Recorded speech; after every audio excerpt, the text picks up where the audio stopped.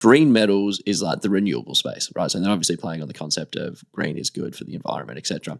So green metal mining is all of the raw materials and minerals, and I'm not a geologist, so I'm going to completely tarnish some of these points here, that are required in order to build sort of this renewable and green movement. So think of the minerals that you need to build solar panels, lithium batteries, wind turbines, all of these things that we are producing a significant amount more of, especially thanks to the Musks, et cetera, of the world. Where are they coming from? Because these are precious metals that aren't really easy to come by.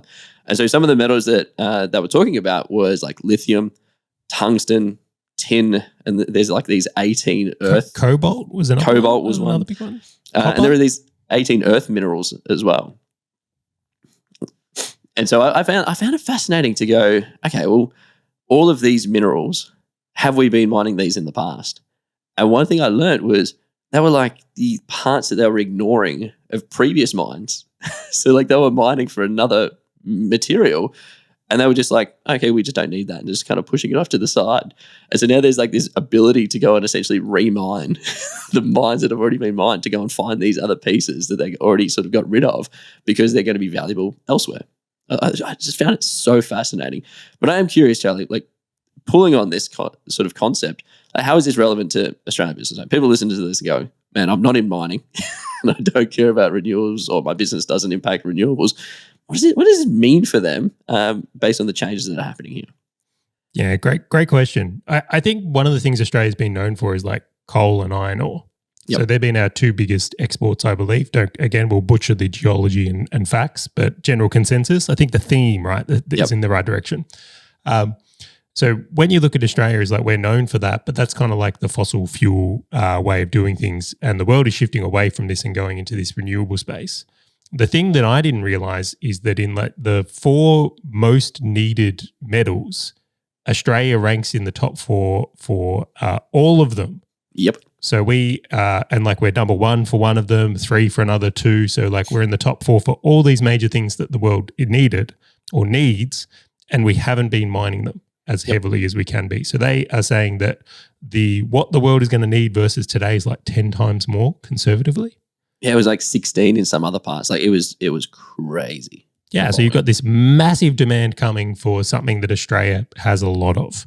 Not only that, is the other provider or countries that also have these minerals are actually countries that many countries aren't necessarily confident in aligning with for the long term. Now, I'm not going to get into the geopoliticalness of like, is partnering with China a good thing? Is there risk? Like, I don't know enough to comment on that. But what I know is that particularly for like the US and Western countries, is they are now pointing towards a preference to buy their raw material from Australia rather than China because they're concerned of getting cut off and the geopolitical risk. So we're becoming way more attractive as a country to deal with. And I know this is a long answer, but how is this relevant for Australian business owners? This is pure speculation. I'm calling mining boom 2.0. I'm with you on that. And it's funny, like tying this in with previous conversation around housing affordability. And it's just like, oh yeah, I can see where this is going. I didn't realize how strong the backdrop of Australia is. I will say this is like, I think as Australians, we are negligent to how much of a role our prosperity has played with like, we export a lot of iron ore. Our country makes a ton of money from being able to sell resources. Countries that can't do that are have significantly more challenges. Yeah. Now, if we only exported coal and that was all ending, then we'd be like, okay, we don't have that backdrop to grow our businesses in. But knowing now that there's like, it's not just things are going to maintain, there's like a 10x coming. I look at that right now and go, is there any way we can potentially utilize this? Like if all the mining industry is about to go through a boom, can you start altering your services and offers and products to help the mining industry? Because there's going to be a huge tailwind there. And all the people in those mining industries, like they eat at restaurants, they buy products, they buy services, their kids go and start businesses. So this just ends up being a massive ripple effect where I think Australia does pretty well overall as economy in the next 10 years. And it's interesting, right? Because I've been very fortunate that one of my co-founders of one of the software companies that I started was like VP of projects over at BHP for many, many years. And it's fascinating the volume of travel, the volume of recruitment, the volume of everything that a single mine brings in.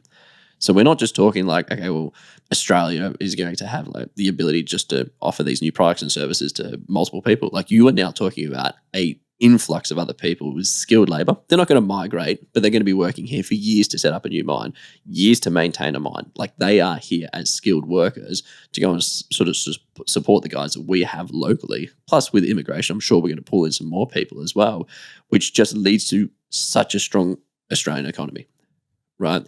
Because in the Australian economy, if we have all of these things bringing in international money in being brought in to fund these new mines, but also to export, to refine, to do whatever's necessary. How look at the economy. Like, how could this not be a great thing? And yes, the environmental things and like being really considerate and all those kind of stuff is like really important to myself. So 100% that sustainable mining practices do need to be supported in this. Hold on, right there.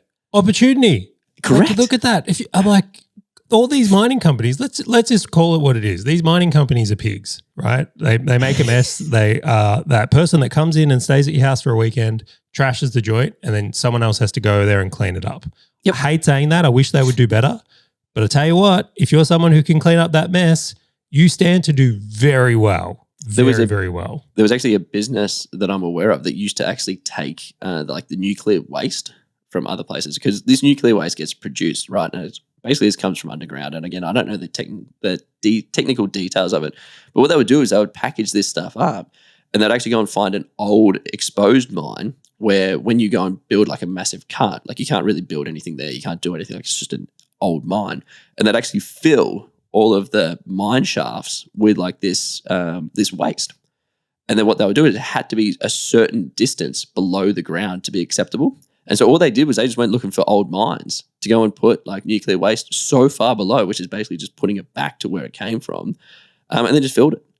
And like that was a business opportunity. And I'm just like, wait, there's like these opportunities that just bounce up all over the place because of the need and the necessity to it.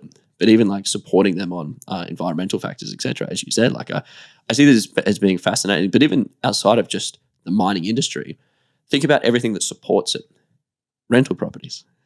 Think about the restaurants. Well, should we be investing in like mining towns now? Because everywhere I look, they say that's really risky. I hear horror stories. If there is an opportunity, like you might get in, you might get out. But even then, people, if they migrate in or they go there, they're gonna have to come back when they finish, right? Like I don't know how long people stay in mines, whether it's 5 years, 10 years, whether it's a full career of 40 years. They're going to have to go somewhere else. Schools. There's going to be so many additional things of it that a strong economy creates that I just sit here and I just go, as an Australian business owner, supporting the Australian sort of ecosystem, then I'm excited. I'm wrapped. Like I can't see a bad thing in this.